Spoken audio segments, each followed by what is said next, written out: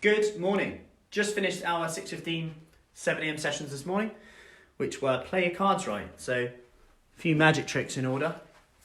Won't reveal any now. There's enough magic for one day.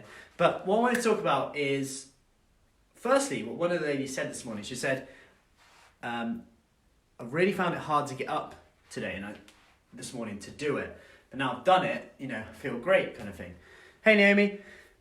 And I just want to touch on that point and how that's okay to feel like that. Like, I think where we're on our own, obviously at the moment a lot more, you can be very hard on yourself and think that everyone else is doing everything. So everyone else is reading the book, everyone else is getting up and exercising and feeling really motivated about it.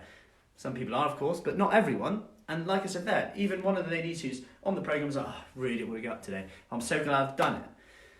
So number one is, don't think you have to have this super motivation to actually do it, and just don't beat yourself up for that. Now, I wanted to then take that back to something I heard yesterday with one of the ladies, and she said, I feel really guilty about doing nothing in the house. So if it's not that nice day or something, she's like, I've always got to be doing something. And I completely get that, because I'm like that. I rarely watch anything on TV, because I almost feel like guilty I could be doing something else. I'm very kind of, almost like I always want to be doing something. I've got so many ideas, and I always feel guilty about watching something. I actually watched Tiger King the other day on Netflix, and actually had a bit of a Netflix binge, and it was actually quite fun, and something that I never normally do. Hey Dawn, I'd never normally do that, and I actually did it. But now, so I completely get where they're coming from. They feel guilty about it, and I was thinking, wow, I can resonate with that. But the part of this that I want to touch on is the issue with that, is that maybe they've been brought up in a way where if you're sat down doing nothing, you're lazy. However, in the garden, they feel okay. I don't know why, because you can do a bit of gardening, or it just feels a bit like a holiday, if you like. However, what's this got to do with food and snacking? Well, just know that, number one, if you're not taking downtime for you, and you're always doing something, you're always rushing, you're always doing these jobs, that are often for other people rather than you, sometimes, then you might experience you might be more tired than normal, you might be more stressed than normal if you're not taking that downtime. What happens when you're tired and stressed? Well, your prefrontal cortex, part of your brain, which allows you to make decisions based on kind of more long-term view. So you're making a decision based on what you want tomorrow rather than kind of an emotional response now. So if I grab something and quickly eat it and don't even really taste it, that's kind of just an emotional habit. It could be a range of things there. That's a quick kind of fix hit, and I'm looking at what I can get from it right now, this moment. When we're stressed and tired, we're more likely to be in that position. So when we haven't looked after ourselves, when we felt too guilty to do that. Now, the point I want to touch on is guilty. So she feels guilty about sitting down and doing nothing, or taking a nap in the day would be like unheard of, because maybe other people go, you're having a nap in the day, that's lazy kind of thing. I nap every day, by the way. If I don't nap, I'm way more ratty, and I'm just better to be around if I nap. My point is that she feels guilty, okay? Now, if you now change that and flip that to, okay, how do you feel after you just snacked in the afternoon, ate what you didn't plan on eating, got the chocolate biscuits out, etc. She's like, I feel guilty. My point was that we come to the conclusion that she's going to feel guilty anyway. Whether she snacks and feels a bit uncontrolled, feels like, I just can't stop, kind of just grazing at the moment. Every time I go in the kitchen, there's something out. Loads of people back home, there's loads of new foods around, the kids maybe bought foods in.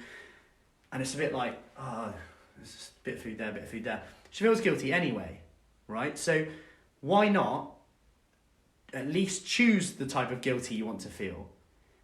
Because then it becomes your choice. Hey, Lou, rather make it your choice. And my point here is that you're always going to have a problem, always going to have a challenge. Why not choose the challenge that you would prefer to take? Otherwise, you're leaving it into the hands of anything, kind of not controlling it. So for me, like, sometimes I have the debate. So sometimes I'm like, right, I've got half an hour, or I've got 20 minutes. I could answer this email, write this, do that, and do that. I should really do that. In my head, I'll just do it quickly. However, if I don't do that, I then relate that to how that impacts the next 3 hours. Maybe I have one-to-ones. Maybe we have a session. We've got a cooking session this afternoon. We're making chickpea curry. Maybe I'm more miserable for that. Maybe I'm not as good. Hey, Charlie, maybe I'm not as good for that. I don't serve as well. I'm going for a walk with the kids. Maybe I'm more ratty. I'm a bit more like, ugh. If I then relate it to that nap becomes critical, because I'm actually basically saying that's okay to be ratty with the kids, to be tired and a bit like, When I relate it to that, it becomes a no-brainer to go, wow, yeah, I want energy because I want to be a better dad, a better person to be around. I don't want to stress so much about like news or anything because it is a hard time. Obviously, no one really knows when things will get back to normal, etc. So you have to kind of take one day at a time.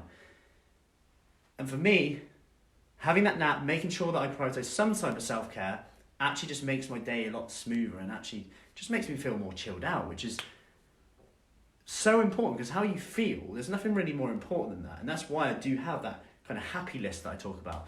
When you're feeling a bit down, feeling a bit low, do something that makes you feel happy. So have that list. I feel happy when walk, cook, exercise. I'll change that one, exercise, because I too don't really enjoy exercise that much, but I love the feeling of having done it. Does that make sense? Hopefully you can, you know what I'm on about with that.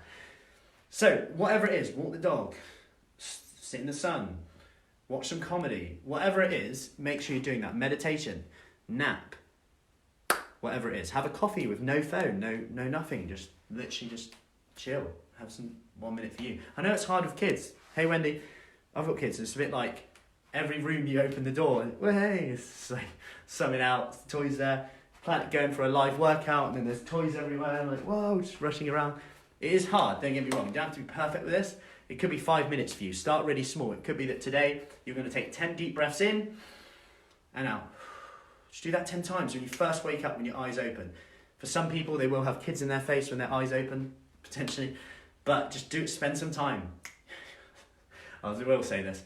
Yeah, you might not even get 2 minutes on the loo if you've got kids. Anyway, but spend that time. 10 seconds in, 10 deep breaths in and out, done. Hey Linda, hope that helps. And any questions, do let me know. Enjoy the sun, have a great day, and speak soon.